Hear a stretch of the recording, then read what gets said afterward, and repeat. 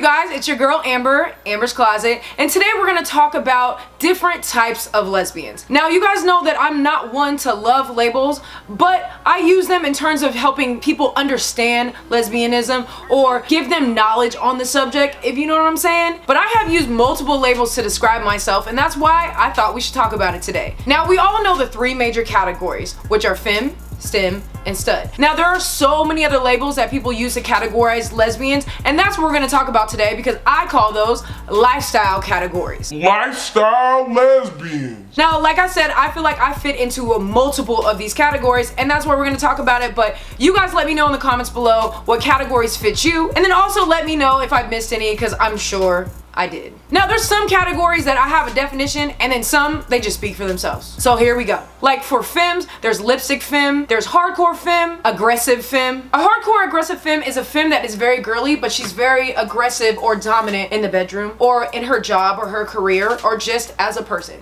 A blue jeans femme. The blue jeans femme lesbian is the one that likes to dress comfortable. She looks like she's more on the tomboy side, but she embraces the feminine qualities about her more often. With stems, there's a girly tomboy, there's androgynous, there's chapstick lesbian. A chapstick lesbian is kind of like a sporty lesbian. You know, one that likes to dress comfortable and looks sporty in the way that she dresses, and she might have some feminine or masculine qualities about her. She can kind of go back and forth, and she's sporty. She wears chapstick. Guilty. Or just saying tomboy. With studs, there's a soft stud, hardcore stud. A hardcore stud is one that dresses very manly. So this could be more baggy type of clothes or looking like a D-boy, very stylish but more baggy type of clothes, you feel me? Butch and dyke. Now, a butch is one that is like a lumberjack. You will definitely probably see them in some type of flannel or button up, short haircut, most definitely. People say that butch and dyke could be mistaken for a man a lot of times, but I think that dyke gets a bad name. I have clothing that says dyke because I think that it's a way to take ownership of a negative thing that people will say and say, no, this is mine. I'm a bomb ass dyke. You feel me? And then there's some subcategories in between those. Now, the first one is the activist. Now, this is the lesbian that cares about social justice. She cares about things that are bigger than herself. She's passionate, she's driven,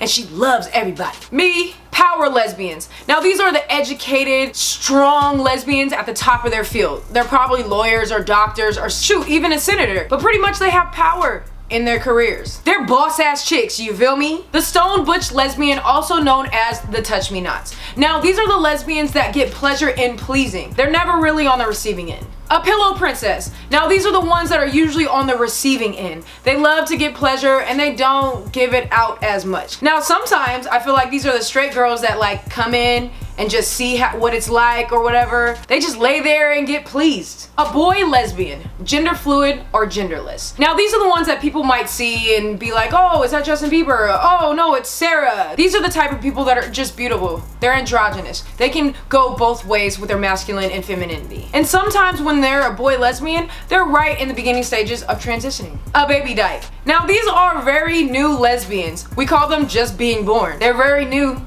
to being a lesbian. The tourist. Now, these are the ones that like to stop by Gay Town from time to time, but they're not sure if they want to claim themselves as a full lesbian. Goldstar Lesbians. These are the ones that have never had sexual relations with a man. Lonestar Lesbian. This is a lesbian that has only tried it one time with a guy and said, oh my god, this is not for me. So they've only had the experience with a man one time, and we can all forgive them for that. A has-been is a person that was a lesbian at some point, might have changed their mind at some point, and might come back to it at one point. But you are a has-been. You has been a lesbian. A sport dyke. I'm pretty sure we know the sporty athletic ones, and sometimes they're more in love with their sports than they are with women. But at the end of the day, if they do have sexual relations, it's with a woman. I think that's me too. The hippie lesbian. Now, this is the tree hugger lesbian, the one that wants world peace and for everybody to love each other, and most of the time, they're vegans. The alpha. Now, the alpha kind of goes in between a lot of these other categories because the alpha could be a softcore stud, an androgynous person. Now, this is one of the people that are out there and they're just dreamy as hell and people can't help but flock to them, and they're usually turning out straight girls everywhere. This is like a Shane on the real L Word, for real.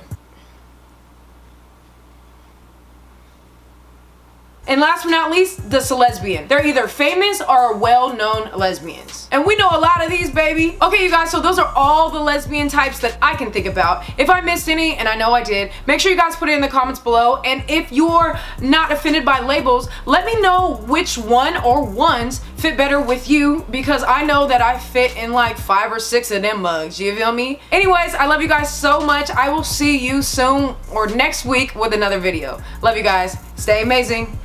Peace.